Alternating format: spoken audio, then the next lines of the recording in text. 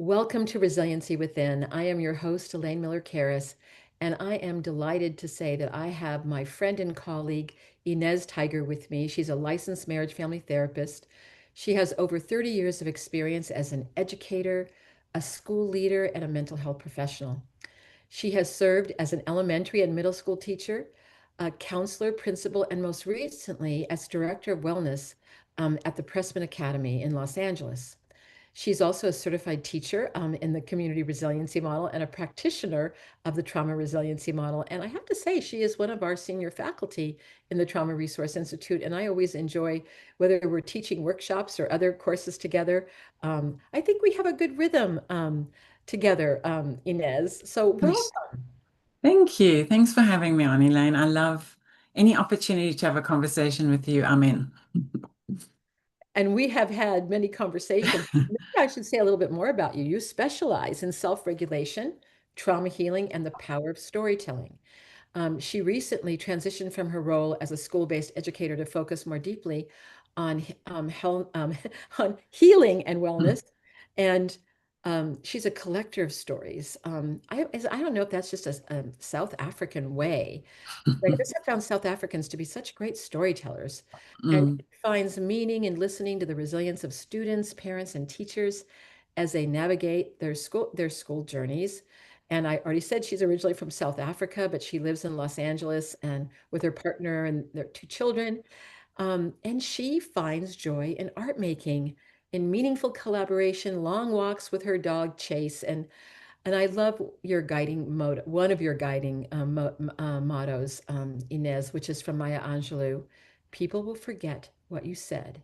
Will forget what you did, but people will never forget how you made them feel. So, um, as we get started today, what's on your mind before I kind of give another little brief introduction about what we're going to be talking about? mm. I'd say, this is the first year having transitioned as an educator that I'm thinking about all the teachers and the parents and the students going back to school this week. A lot of our friends are in orientation and getting ready in their classrooms. And I'm so curious about what's going to meet them as they go back to school, how their nervous systems are, and I miss them, of course. Of And I'm course. just wanting to wish them a lot of ease because there's so much going on. So that's on my mind, all the teachers and the students going back and the parents. Well, I know that you Yeah. have an enormous heart, and Mm. I can feel that warm embrace all the way across the airwaves here. So, Inez and I have been talking a lot lately. We've been working on a project with a very tragic event that happened in our community with a child, a playmate of some children who died. And we've also been very involved in thinking about what's happening in the world community. And I think, I hope I can say this about you. I think both of us think about ourselves as being world citizens. Hmm. Yes. So today we're going to discuss how educational systems worldwide are increasingly confronted with the impact of crises, including wildfires in Los Angeles, where we live. Two cities are essentially gone.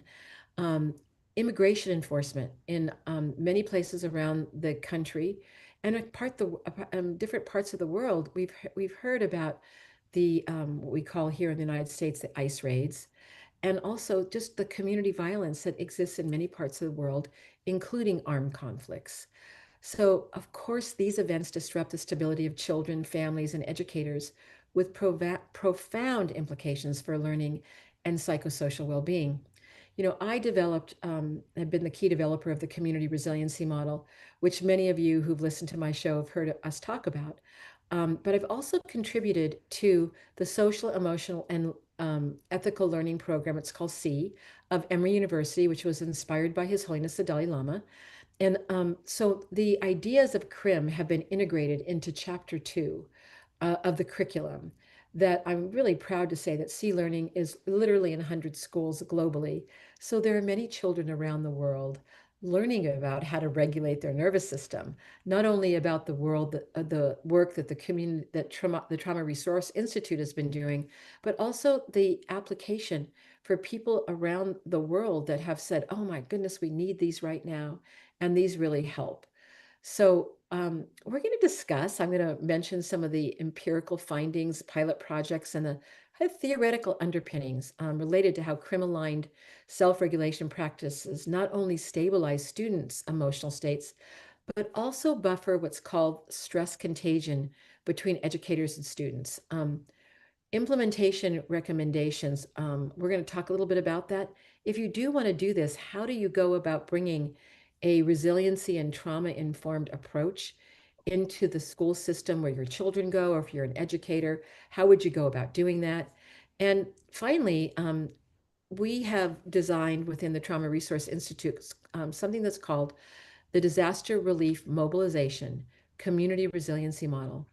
And this is a program that helps communities during and after disasters. We've had a huge program in Ukraine that is ongoing. As you may know, there was actually bombing in one of their cities today, Kharkiv, where we understand there was children that were killed. And so these are the sad tragedies of the world. And here we are together, Inez and I and many others around the world, thinking about how do we help our kids? How do we help teachers? How do we help parents? So um, I want to start out with talking a little bit about what you have done, Inez, in bringing this trauma and resiliency informed approaches to the communities that you've worked at, not only as a well-being um, lead, but also with in your concepts about teaching and working with parents and children. I know that's Mhm. a big question to start out with, but let us hear what you have to Good. say. So I can give you a little background if you'd like. Yeah, please. I was as a middle school principal for 6 years, and I noticed that the majority of my work was coaching the adults, the teachers, on managing their nervous systems to be regulated for the students. And mindfulness and a lot of top-down cognitive strategies, they weren't very helpful for many of the adults I was supervising. And we do at our school, we had a trauma-informed program called Conscious Discipline. And that was in our early childhood and lower elementary grades. But our upper elementary, our middle school students, our faculty, a lot of them, it wasn't really connecting for them in a deep way because a lot of it talks about the breath and various mindfulness strategies. And I wanted to systemize a trauma-informed approach that could affect change throughout the whole school. And fortunately, my incredible head of school, she gave me the privilege of shifting my career to a director of wellness, and so no longer principal. And my goal was to find this SEL program that could meet the needs of all the students, the faculty, the administrators, the parents in this very particular way. So I spent the summer of 2018 researching all the SEL programs on the CASEL, which is the Collaborative Association for Social Emotional Learning, on their website. And many of them meet the CASEL 5 competencies. That's self-awareness, self-management, social awareness, relationship skills, and responsible decision making. But none of them had the neuroscience of the nervous system and the strategies for these bottom-up somatic approaches for self-regulation. So that summer of 2018, I found the Trauma Resource Institute and I attended a workshop there where I met you, Elaine. I And think was that when we lost the electricity? yes, Remember you exactly. said, Inez, yes. Exactly. And I'm taking the training and I'm talking to you and I'm fascinated by what you're teaching me and I'm telling you what I'm doing. You said, Inez, this is wonderful for you as a therapist, but have you heard of the community resiliency model? That's, I think, what you're looking for a systemic approach for your school. So I switched gears and I went and took the week-long community resiliency model educator training, which I absolutely loved. And that was transformational because not only would I loved the approach and I could see the application for school setting, but Elaine, you introduced me to the C curriculum. You said, Inez, there's actually a SEL curriculum that accompanies the trauma resource model, community resilience model is in chapter 2. It's applicable for all students from 5 to 14 and onwards. Why don't you try it out? So I went and trained in that. And then the year later in 2019, I brought this whole curriculum to our life skills classes from kindergarten through 8th grade. So could you say And a little bit more of that? So that you actually had a course called life skills, yeah. Life Skills. And so you were able to adapt them developmentally for little children as well as adolescents. Mm-hmm. And so it took you about a year of planning, though. You learned the community resiliency model, which is kind of broader for parents, staff, the whole school, and then the C learning, which is social. And what make people know that when you talk about SEL, it's social Hmm. emotional learning programs. Right. And I want to just say, kind of give a plug to C learning because it is a completely free curriculum. Hmm. So that really makes it so accessible because many SEL programs, schools have to pay a lot of money for them. So Hmm. if you go to their website at Emory University, just put C Learning into Google, you will come to their website and you can learn all about the wonderful work that they're doing internationally. In fact, I'm going to Atlanta Mm. at the end of September for a gathering of many of the individuals that were responsible for creating the C Learning program, as well as many of the incredible people around the world that are implementing C Learning Mm. into the curriculum of schools. Hmm. So anyway, you did both of these things. And so tell us a little bit more about the creation Yeah. of the curriculum. So I just want to back up. I forgot to tell you. So when I learned it in 2018, I first brought it back to my counselors. I wanted the adults to first learn it. And so that's important. I couldn't launch it with the students before I knew that it's working for us, the helpers. So I taught it to two of my counselors, and we worked on it. We worked on implementing it with each other. So just in our work with adults. And then any teachers who came to us, we were, as you call it, stealth crimming. We were teaching them some of the skills, the well-being skills, as they were slowly going back into the classroom. And then the following year. So in 20, so once we felt ready, because the one counselor taught in middle school, the other one taught in elementary school, and then I was overseeing it as well as teaching in elementary school, then we launched it. So then we launched it in our life skills program from kindergarten all the way through eighth grade. And so I want to say a little bit more about the importance of teaching the adults. And Hmm. when I was, very involved with the C Learning program, they shared with me a study that was done between the relationships between teachers and students and how critical it is. And there was a large scale study that was done in Canada of elementary classroom teachers and their students. And what they found, the students in environments where teachers experienced higher levels of burnout demonstrated elevated cortisol levels, they suggest in the article that was causing a stress contagion between the teachers and the students. So this underscores the importance of teaching the adults because if the adults are in high aroused states, which we call the high zone, or even if they're in low zone states, hypo aroused states, what's happening to the children underneath their care? And I'm bringing this forward not to blame teachers, but to talk about how all of us have a feedback loop, right? That if I'm feeling well and I'm talking to you, Inez, there's a good chance that you're going to pick up some of my wellness, and that might help you whether you're in a high or low zone state. And so that was a critical finding for me when I read that article and thought, oh, this is why it's so important Hmm. to do exactly what you did. Because many times people go, oh, we're going to train the kids. And it's good to train the kids, but if you don't also train the teachers, the janitor, the people that work in the front office, um, all the different individuals that are involved in school management, then you're going to lose out in terms of helping the children in a way that you can help them before you actually teach them the skills. Because Hmm. the whole idea of us being in our zone of well-being, or we call it the resilience zone, or in schools we call it the OK zone, how important that is for each one of us, especially in today's world where Hmm. there can be so many stresses. I think of some of the individuals in Los Angeles that I know personally that they may have lost their home. Maybe a family member lost their business, the school burnt down, the library burnt down, where they do their hair has burnt down, and all the different things that are the community of their life is now gone. And so many of those children have been dispersed to different school systems within Los Angeles County. Some have moved out of Los Angeles completely.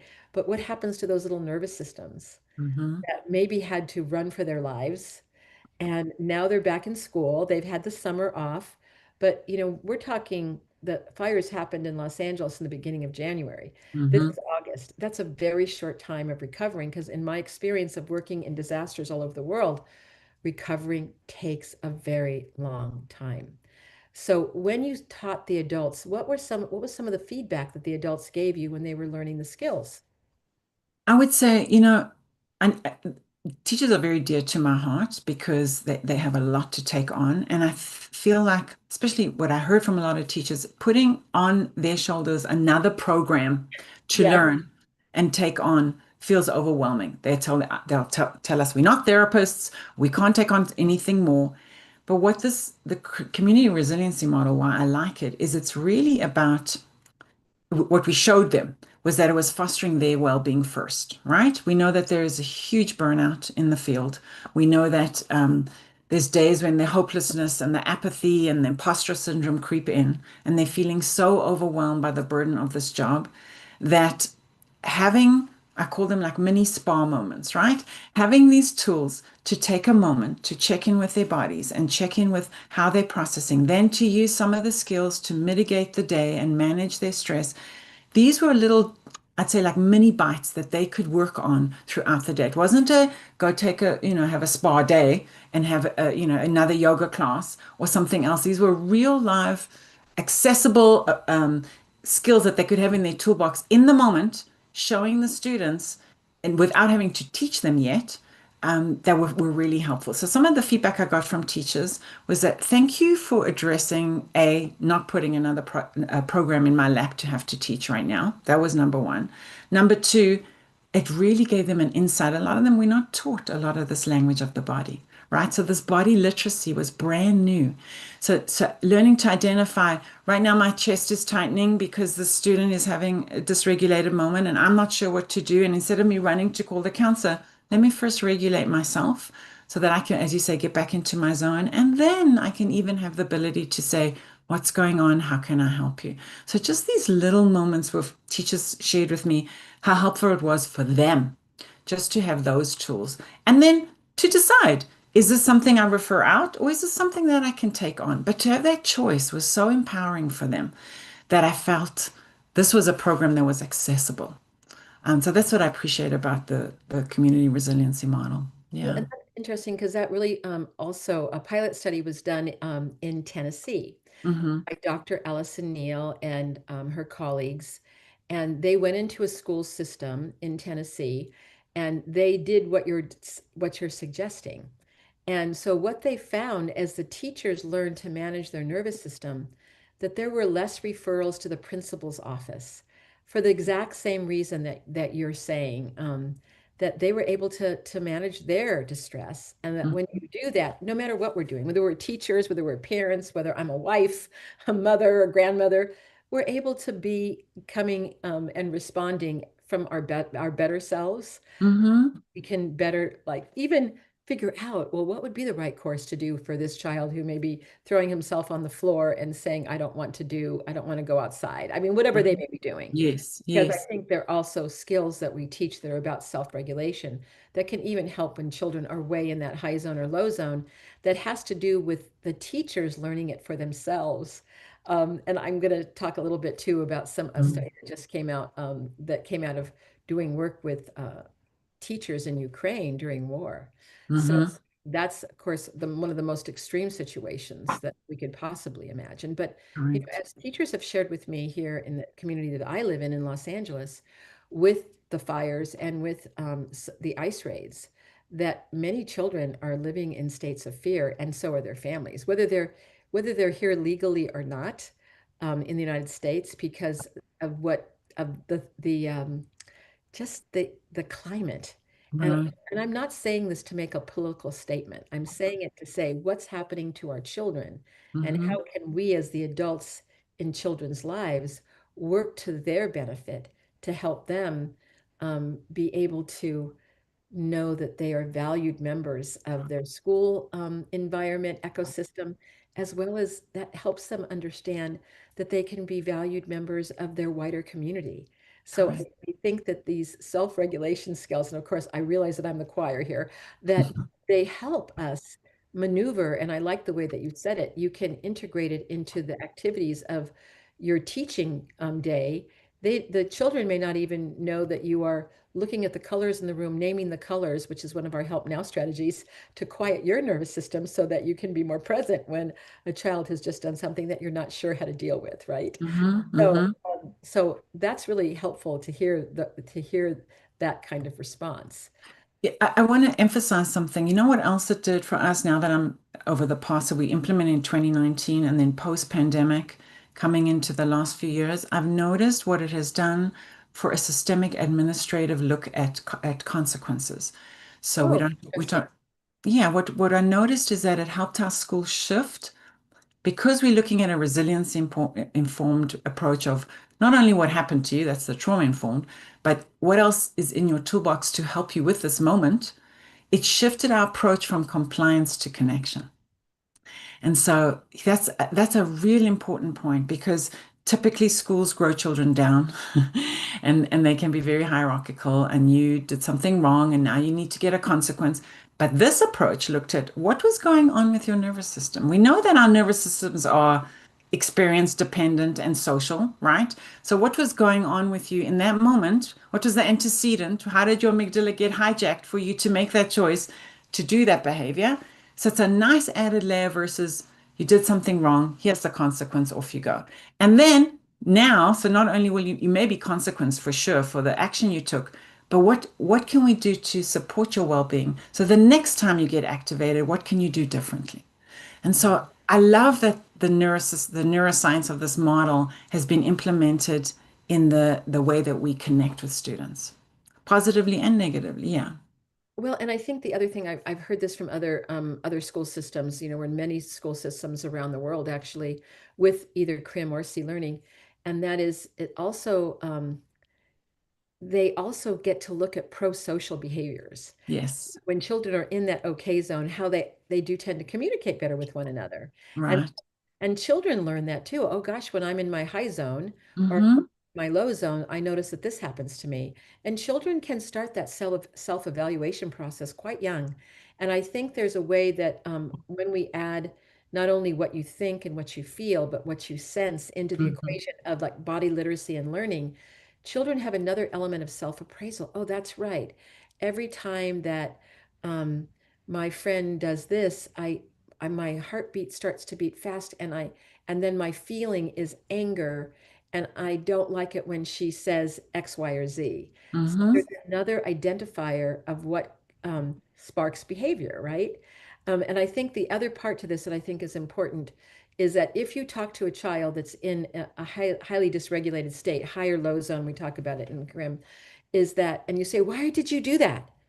The child has no idea because his prefrontal cortex is not as available to him or her or them to be able Mm-hmm. to make a response. But Correct. once they settle and get into that zone of well-being, that okay zone, then they can go, well, you didn't see what he did, but he kicked my shoe and then he tried to trip me, and that's why I hit him in the nose. Oh, so there were some consequences that he wasn't even able to articulate. Why did you hit him in the nose? And he couldn't even say, go, okay, if you're not talking to me, you go to the principal's office, right? That we can be reactive without Yeah. also looking at the whole situation. Does that make sense to you, what I'm saying? 100%. And also the fact that we had a school-wide implementation, we now had a shared language of the nervous system. Yeah. And so I had parents before we first, taught the counselors, then we taught the students, then we got to the parents. I had parents writing me and saying, what is this okay zone my child's talking about? Where the child would say, Mom, you bumped out of your okay zone. What's going on? And so the children were using the language. And so we brought the parents into it. And the other thing I wanted to say, just to highlight what you were saying, I had a fourth grader come to me just, obviously at the end of the school year with transition and heightened dysregulation. But the fact that she came to me and said to me, Coach Tiger, you know what? I have a tummy ache and my chest is tight and I'm feeling this feeling, this feeling, this feeling. I need a break to drink some water. That was it. The fact that she could sense her body, identify her feelings, and articulate what she needed to regulate, to me, that showed not only the voice and choice, but the empowerment of this program. The fact that she could identify and take care of herself in relation to what she needed with the teacher is very powerful. Well, Yeah. and I think that's another important piece, and I want to amplify what you just said because some people say, "Well, are you teaching children how to regulate their nervous system so that they just are so they behave better in school, so that we can be more controlling in systems?" And I think what I've seen is just the opposite of that. It's like it's empowering to have a life skill that Mm-hmm. you can utilize every single day of your life that empowers you to maybe have different reactions that help you stay in what may be your zone of well-being. And remember, the zone of well-being isn't like the chill zone. And I want to just say that to our listeners. If you've Mhm. heard of the community resiliency model, we talk about it being a dynamic, kind of the vitality of life. In Spanish, I like to say la chispa de la vida, the spark of Mhm. life, because it has a rhythm. And Mhm. that rhythm is I can be sad, I can be mad, I can be annoyed, and I can be chill and calm because these are emotions of humans, and all humans have this. And I can have a passionate, let's say, anger. I'm still within my zone of well-being, but maybe that prompts me to be a advocate for someone who has no one to speak for them, or maybe to even start an organization to right a wrong, and sadness as well. Sadness is part of the human condition, and embracing sadness as part of, oh, I'm just thinking of some of the children in Los Angeles right now going, I Mhm. really miss my school. I'm really sad. That doesn't mean that there's something wrong with them. That Yeah. means they're having a human emotion. And I think that when we look at these different kinds of emotions in that way, it's also depathologizing. And that's not to say there aren't times that when we see children that are suffering, we want them to go to a counselor like you to get another additional aspect of help. Um, so those are also kind of embedded in how we look at things in a different way. Now, Inez, we're going to take a short break, and I knew that the time was going to go fast as we Yeah. started talking. So we're going to take a short break to hear from our sponsor, the Trauma Resource Institute, which I know you're part of their senior faculty, which is so wonderful to have you be part of our community because you are such an amazing teacher. So we'll be back in just a few moments, and we will continue our conversation about building resiliency in schools and how do we do that. Thank you.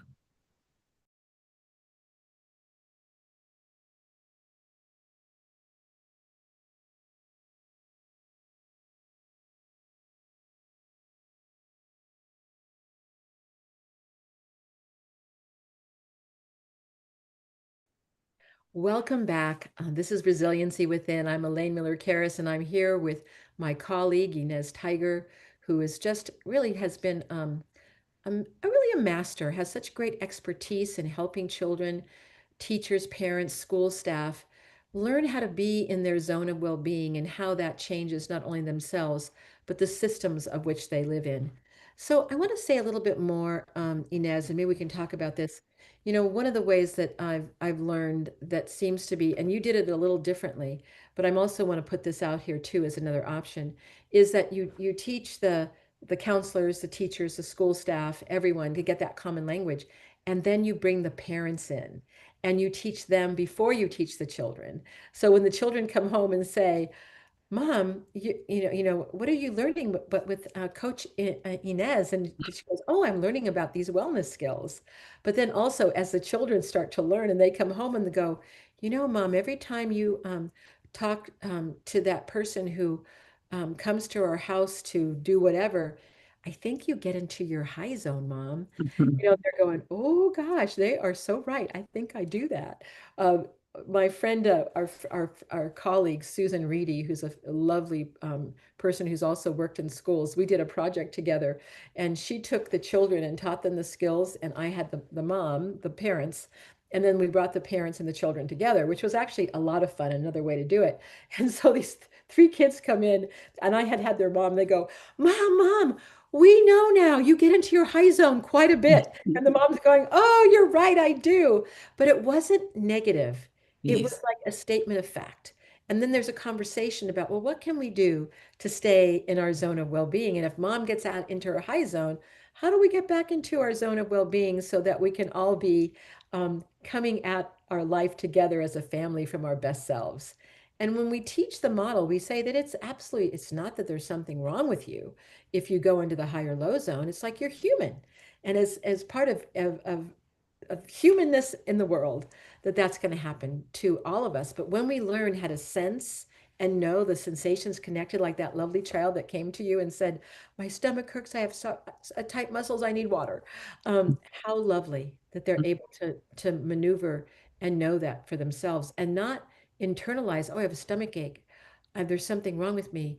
Mom, you need to take me to the doctor. My stomach hurts, right? Because Correct. so many times the sensations that we experience, whether we're a child or an adult, that might direct us to go to different places to get understanding of it, when if we learned how to this body literacy and how to also cultivate well-being, we may Hmm. think, oh, it's dissipated. I feel better now. Of course, there are situations where you might have to go to a doctor. I don't want to diminish that either, because there are things Sure. that we need to have a doctor take a look at to see what might be happening with us. So I want to talk a little bit more. So any other comments, Inez, that are coming up here as we're talking right now? Yeah, I can just highlight that too, is that we well, 2 years ago, we asked our front office staff and our nurse to get trained in CRIM because you can imagine a lot of the psychosomatic things children were experiencing, some of them were repeat visitors with the nurse. And so, besides, instead of just calling the counselors to come, the nurse and the front staff who see a lot of these issues were trained in CRIM. And so now they started using the skills of the children. Obviously, as you said, if it was more, of course, the nurse would attend to it. But we're noticing a lot of it were just somatic, connections around what was going on in the classroom. And so the more tools we found in the front office staff and the nurse, the better. Yeah. Well, Mm, I can't stress that enough. And so what I tend to talk to people about these days, as I'm talking about when people come to me and say, how can we launch CRIM? I look at it as mhm, kind of a two-phased approach. And the first phase has to do with just like you did there at Pressman, get the adults in there, train the counselors, the teachers, and all the frontline staff. And I'd actually have that done right in the very, very beginning. I can't tell you how many times I've gone to school systems and or I've talked to people just even as an old trauma therapist, and they say, well, the person who used to help me was the school janitor. mhm, He would see mhm, me all alone and I had no friends, and he'd come and talk to me. I mean, how sweet is that? Um, mhm. so there are so many different people that are in a school community that help children, I guess, stabilize their nervous system There and you go. get into that zone of well-being. So I think my thinking about it now is get all those folks trained as Yes. earlier, then train the parents so that they have all the information. Hmm. And once you know that your adults are very embedded, then Mm, have, like you did, the plan is hmm. how would you bring these skills in developmentally? Because how you teach a 5-year-old is going to be different than how you teach a 12 or 13-year-old, right? And how they become familiar and share the model. But I think what I also love, and I think this is part of the ethos of who we are as the Trauma Resource Institute, we have ideas of different kinds of things you can do with different ages, but we don't say, oh, you have to do this. We'll say, here's some ideas, Hmm. see if these might be helpful for you. And like I know that you created that wonderful little booklet that you shared with me long ago that Hmm. was addressed to the elementary school age kids, where they could identify what their favorite resource was. They could do a grounding exercise with your lovely South African voice. I Hmm. mean, there's different things, especially with all the fabulous technology that we have now, that you can integrate these wellness skills in helping children learn. So I want to ask you a little bit about that. So as you were implementing with kids, Hmm. you were creating some of the wonderful things that you created. Are there any tips or ideas if there's a school out there, listening to us and saying, "Oh, okay, so let's say we do train the adults, then okay, so what's next? How do we bring it to the kids?" Mm. So for sure, the curriculum is wonderful. It's scripted. C curriculum is scripted, so it gives you an idea of what to say and do. I found the biggest challenge was the lower elementary. Upper elementary and middle school, it's easier because they, cognitively in a different space. So what I did is in bringing it to the 5 through, let's say, 8-year-olds, I made it interactive. So I had a huge OK zone made that they could walk, right? So they walk the OK zone, and I used a lot of puppets. And I would use the story, and they would tell the story of when they woke up in the morning and when they got bumped out of their zone, and then they walk the path, and then what happened, and then they got to school and they'd see the teacher and how the teacher may have given them a hug or helped them do one of the help now skills, and how they got back in their zone. And so they literally had to walk it, talk it, act it out, lots of interactive ways with their body to really experience it. And then we practice all the tools. And I use different, I mean, they learn about their five senses when they're 5 years old. So we learn to really identify what I see, what I smell, what I touch, what I feel, and really embody that. And then for each of the help now skills, we spent weeks on each one, really identify how I can get a glass of water. Or some of them have the photo of the family in the backpack that they'll go out when they're feeling dysregulated and look at, I mean, they do that in preschool too. And they go look at the picture of the parents and then talk about it and what it feels like in their body and then come back into class. So we really dove into all the skills in a very interactive way where they could talk about it. Some of them made songs about the OK zone and videos. And lots and lots and lots of different ways for them to really embody this practice and then to have to teach their parents because we hadn't taught the parents yet, teach the parents about it or teach another adult that they're with. So it was just, and then they made, as I say, lots and lots of acting it out and lots of art. They made their own okay zone with a string of where they are in their zone and how to identify it. So lots of, you become very creative with 5-year-olds, which I love. Well, and Of what you're how- saying, 5-year-olds aren't necessarily you couldn't use for 13-year-olds too. Exactly, Could walk exactly, that zone and say, well, maybe my age too. I could walk that exactly. zone. Oh, right before I had my coffee, I was definitely in my high zone. Oh, now I'm making Right. coffee. Now I'm walking through my life today. Yes. Well, I Yes. think that's kind of the wonderful thing that I've learned in bringing these kind of skills forward. And even my daughter and I brought it to my granddaughter's school, and they have not, they have another SEL program that they're using, but we actually they had a day where you could kind of do things, the parents could do things, and they brought me in as grandma, and we had a resourcing and help now stations. And we Mm, had different parents that were volunteered, and we had them in different parts of the classroom. And then we had a station where kids could draw their favorite thing, their resource. We had another a station where we asked children to tell us about something they were that that act of generosity that and even very small children can say, "Oh, I remember." In fact, one little girl said, "Well, you know what? My dad was really very generous because he has a very busy job, and you know what? He took off so he could walk me to school today." mm, I mean, so mm. you see the kinds of things that matter for little children, and Yes. that was very touching. But the other part, I think, of this kind of program is you also find out things that wouldn't necessarily have found out where children might be suffering. And in this case, there was a little boy that when he was asked, "Would you like to draw your resource?" He said, "Well, I don't have any resources." And one of my actually was my daughter, who's a marriage family therapist, was working that table, and she said, "Well, she talked to him a little bit, and so he was finally able to say, well, I guess water is a big resource for me." And we Mm, had water at the table. And then she said, "Well, why is water a resource for you?" And he said, "Well, when I get very hungry, if I drink lots of water, I don't feel so hungry." And so then we found that there was food insecurity in his household. mm, And we mm, were able to talk to the principal that could also hopefully help that child. So I think that there are these other things that you find out about when you bring in the sensory with the mm, thinking and the feeling that adds another element of understanding to not only the adults but to the children when they start describing the sensations that they're feeling. And I people have often said to me, "Well, Elaine, what about places that are in war where there's mhm, starvation happening right now?" mhm, And we know, for example, we've heard the stories that are happening in Gaza.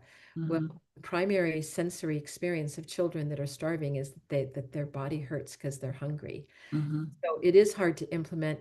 Well, what's your favorite thing to do? mhm. And all you can think of is the beating drum of I need food. And so that's one of the harsh realities of also the world that we're living in now. And I'm talking about Gaza, but we know, as this little boy was in California, in Southern Mhm. California, also experiencing food insecurity. It's obviously different dimensions and Sure. intensities, but I think that as people who care about children, that Mhm, it's their well-being, of course, but their well-being also includes, do they have food to eat? Do we know if the children in your child's school district or in your community, if there's food insecurity, are there places that they can go where they can also find that? And here we are talking about the community resiliency model and C learning, but I think it's all interconnected yes. in Very terms of much so. also and how we become compassionate human beings towards ourselves and towards others. And and so I think that's another part, and certainly the C learning, because it was inspired by His Holiness the Dalai Lama. He has really a mission of helping children understand compassionate, Mhm, ethical, and systemic thinking and how it impacts all of us. Okay, so let's see now. I want to talk a little bit as we're talking about C learning. As you know, I think we both know about it. You actually helped train some of the C learning staff through our organization. But I want to talk about a study that was just published, and the lead author is Tyralyn Fraser, Dr. Tyralyn Fraser, who I know, and she has a keen interest in finding out the effectiveness. And there was a number of people on her research team, but I want to especially call her out because I know that when you're the leader, there's a lot on your shoulders. But I'm going to just highlight some of the things that they discovered, and I've just kind of simplified it. And I really encourage you. You can look, Google Tyrolyn Fraser, Ukraine and Sea Learning, and you'll find the research study. But what the key findings of the Sea Learning research was that number one, sustained use, and these were teachers that were teaching during the war in Ukraine. So very highly stressful times. And as I, point out that this is Ukraine, but we're also talking about all the places in the world, whether there's community violence, there's things happening where our children are being impacted. So people say, oh, but that's war, Elaine. That's not, my neighborhood. Well, it could be your neighborhood. So first of all, one of the findings was sustained use of self-regulation practices. Teachers consistently implemented the grounding, resourcing, tracking, and help now strategies, which were perceived as effective in stabilizing students' emotional states. And in our larger research bucket of the community resiliency model, that people who are researching it all over the world are finding that it does really help with emotion regulation. They found number two, the adaptability. Skills were flexibly integrated into shortened lessons, academic content, and online platforms, ensuring continuity despite disrupted conditions. And I think you address this in terms of the teachers being able to integrate it into their routines, because I think that also lends to the adaptability that you don't have to bring in a whole new curriculum. Mhm. It also facilitated, they found that it facilitated emotional safety.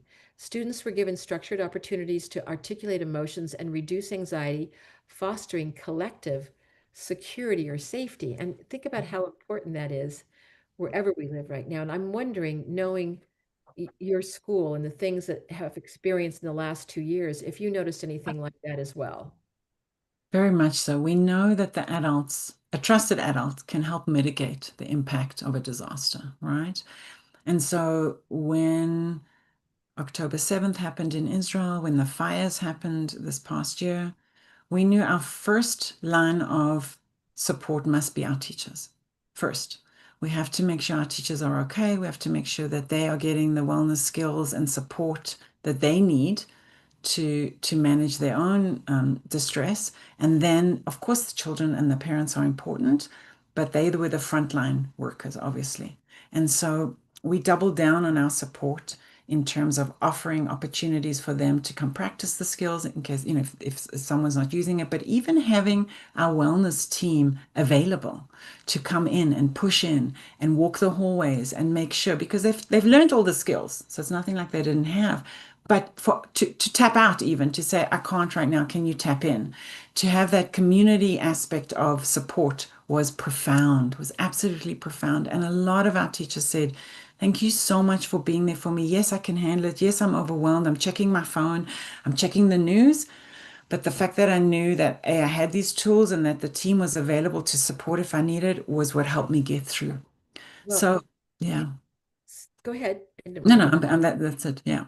Well, I think that that was the other finding in the sea Mm-hmm. learning research was that the dual benefit. Mm-hmm. Teachers practice skills themselves to regulate stress before lessons, contributing to calmer classroom climates and reducing secondary traumatic stress for themselves. Yes. What you described really, I think, goes along with that. And then there was also, they found increased compassion and mutual support, which is what you just described. Mm-hmm. Students became calmer, more empathetic, and supportive of peers and teachers, even amid conflict. And then finally, the other point that I wanted to highlight was the post-crisis applications. Mm-hmm. Teachers viewed that the tools that they learned could also be helpful afterwards for reconciliation, relationship rebuilding, and recovery in post-crisis contexts. So I do think that if I had a magic wand, Inez, I would want every school to have these embedded as one of the tools, the many tools that help children as they go through their journey of life in their educational system. Because if something happens in a community like what happened in LA with the fires, we certainly have also worked Mm-hmm. with school systems post shootings, as well as the conflict that we're seeing in Gaza and in Mm-hmm. Israel, in the Mm-hmm. Congo. in Myanmar. We had just trained someone from Myanmar that's been working with earthquake survivors, and they were telling us, and I hadn't realized this. I'm should be a better student of history. They've had the longest civil war in Myanmar in any place on the planet, 70 Mhm, years of a conflict, and think about how that mhm, impacts children. mhm, mhm, I had a conversation that I wanted to highlight, which I think is another reason why regulation of the nervous system is so important. We get contacted from people all over the world, and there's a gentleman working in Gaza who's working with kids, and he had heard about our work, and he said he wanted to talk with us, and so we had a conversation with him. We could hear in the background he was still, work at his workplace, and he said he was so concerned about the children because the children were um, we'd say use dysregulated, but they were hungry. The mhm, children were begging in the streets. The kids were not, really being their best selves. Their parents were affected. sure. Many of them are not in a school right now, a school system. And he said, what I'm worried about, I know that there are some people that feel, well, this is happening to you in another country.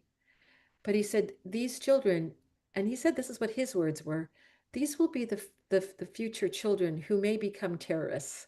So what he said, because a dysregulated nervous system, we know that that can also lead to violence towards self and others. Mm, He used that very strong word. And I said, yes, and if we can help them, and we both had this wonderful conversation, but if we can help them regulate their nervous system and hopefully get some food there, of course, how might that change them? So instead of saying mhm. that this is going to be the purveyor of future violence, that they are going to be the ones that will convey future hope in the world. Yes. We had a lovely conversation about how the children there are our hope. And the Mhm, children in California are our hope. The children in the Congo are our hope, in Israel, in Myanmar, and all the different places in the mhm, world that, as a global citizen, in South Africa. But if we don't help them as adults understand what happens to their little nervous systems, to their psyches, when these kinds of violence happens to communities, how mhm. will we create a world where there's greater compassion, forgiveness, and peace that's possible? That's a big question. But That's so oh, beautiful. yes, Mhm, one of my mhm, beliefs, and I mean, and we've talked about this together, if we can help people mhm, regulate their nervous system, could that result in something that could really change the world? And of course, I think you and I both believe that that's possible, I think. yes. If you want to say something about that, I know that might be lofty, but I also don't bring that story as a political um, story, but as a human story, that what happens there affects all of us. Mhm, One child suffers, that just that ripple effect can go out into the hemispheres. mhm, mhm. I love the term you always use, which has become another motto of mine, which is what else is true. Yeah. And so I'm wondering if you could, if you don't mind talking about why what else is true to help us navigate the world. Well, first of all, I have to say that when I say that, I don't say it because I'm delving into positive toxicity. Correct. So I also believe, like the gentleman that I talked to, and many people that I talk to around the world, I really want to do a deep listen to the suffering that they're having in their part of the world and not to minimize that at all. But I also am a curious person. And I'd say, with all that's happening, is there anything or anyone that's helping you get through? That really is Mm, the question for mhm, me about what else may be mhm, helping a person in that kind of tragedy. And I've rarely not heard a response mm, say, oh, there's somebody came and I saw this act of generosity towards this child, or this happened, or when we thought we would get no food, all of a sudden we saw the truck coming in. Um, or I can say personally, I mean, I've had some suffering of late, and I try to remember as well that yes, this is happening to my family, but then on the other hand, I'm seeing a family and a community coming and surrounding me to help me through this together. So I know that that human connection is so important about what else is true. mm, I also say that as I've asked that question all around the world, people tend to say four things. Um, and that is people talk about their family helps them, their friends, their faith, and fur babies. And when I say fur babies, mm, some of us have mm, dogs and cats. other critters as pets, but having been Mm, around the globe, not everybody has pets, domestic pets, but one of my dear buddies from Rwanda tells me about two women who one was a survivor of the genocide, the other one was a perpetrator of the genocide, coming together and talking about how they love their cows. mm, Cows that were very resourceful for many ways, and that mm, just the joy of them both talking about their cows and how they came together. So that's what else is true. mm, How do mm. we find that spark of human connection, even when we're Yes. very difficult things? And I don't want to trivialize it because sometimes it's No. mind, especially when humans do other things to humans. Sometimes it can be much more understandable if there's an earthquake, if there's a other kind of disaster Mm-hmm. has to do with what happens in nature, even though other people will all say, well, it's all interconnected, Elaine, because it could be climate change connected to, which is also true. But I think when it's directed, what Mm-hmm. I think humans are supposed to kill other humans or harm other humans. And when that happens, it makes it more difficult. Yes. Not impossible, as my dear friend uh, Reverend Leslie Carroll from Northern Ireland. At one time, I think it was actually after the things that were happening in Gaza and Israel, I said, gosh, what do we do as people that are really working for peace? And she said, Elaine, what I've learned is no matter what horrors are going on in the world, there are always people working for peace at the same Mm, time. And mm, when she said that to me, that was a profound about what else is true. mm, There's so much we can't control, and yet we can work for peace. I mean, you and I work for healing children and adults in times of great sorrow and strife, and see, well, there's another way of looking at how do you help yourself negotiate what's in front of you? Because I can't change the chaos in the world. I wish we could. Wouldn't that be nice? Magic wand. But mm. we can certainly help people know, Yes. show up as their best selves to help get their children, their families to safety, to help figure out how to create a better tomorrow in their community. And I think that's kind of what else is true. I know that's kind of a long answer for that, Mm, mm, yes, but I think it is an important question because I think that also lends to talking about what our strengths are as human beings, not only the deficits that we clearly have in bigger numbers, and I'd like to say myself personally, but I think it does help with that, looking at. yes. And what do you think Um, about what has that been for you? What else is true, Inez? I'd be so curious. I would say, growing up in as a white South African Jew woman in South Africa, every day I was confronted with both the privileges I held and the injustices I witnessed. And so that tension shaped how I see the world. And it's given me this deep awareness of perspective, compassion, and this responsibility to act with humanity. So coming to America, I not only my Jewish identity has reminded me that resilience is part of our story, but that silence in the face of inequity is not an option, right? And so as an educator, I've woven these lessons working with students and parents so that they can feel honored for their lived experiences and nurture and cultivate their resilience to navigate what life's going to throw at them. Yeah. So, yeah.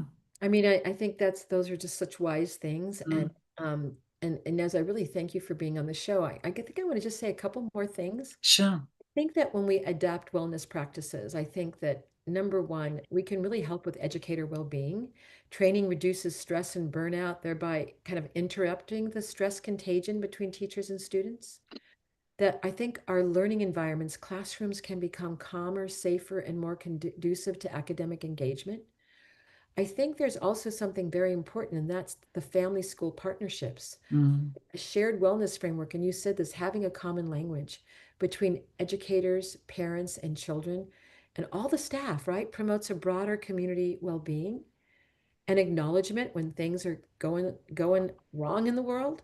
And then I think that it's not only a trauma-informed practice, it's a resiliency-informed practice, just in terms of what we just talked about. hmm. And that when there can be that convergence, I think that self-regulation practices are, I think they're feasible, effective, sustainable within crisis affected educational ecosystems. Right. So, and bringing that awareness of our common humanity, that we can heal from trauma, that we can tap into our resiliency, our well-being, and that we can create a better environment for ultimately the dear children of our lives. Hmm. Want them to be in safer environments and be appreciated and loved and safe as they can be.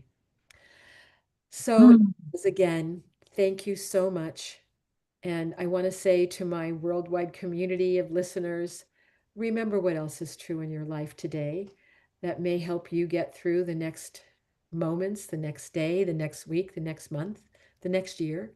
If we can continue to cultivate that in ourselves and others, I think that we can lean in and acknowledge the suffering, but we don't have to stay there. We can also lean out and remember what else is true. So with that, Inez, thank you again. And this is Elaine Miller-Karas signing off for Resiliency Within. Thank you.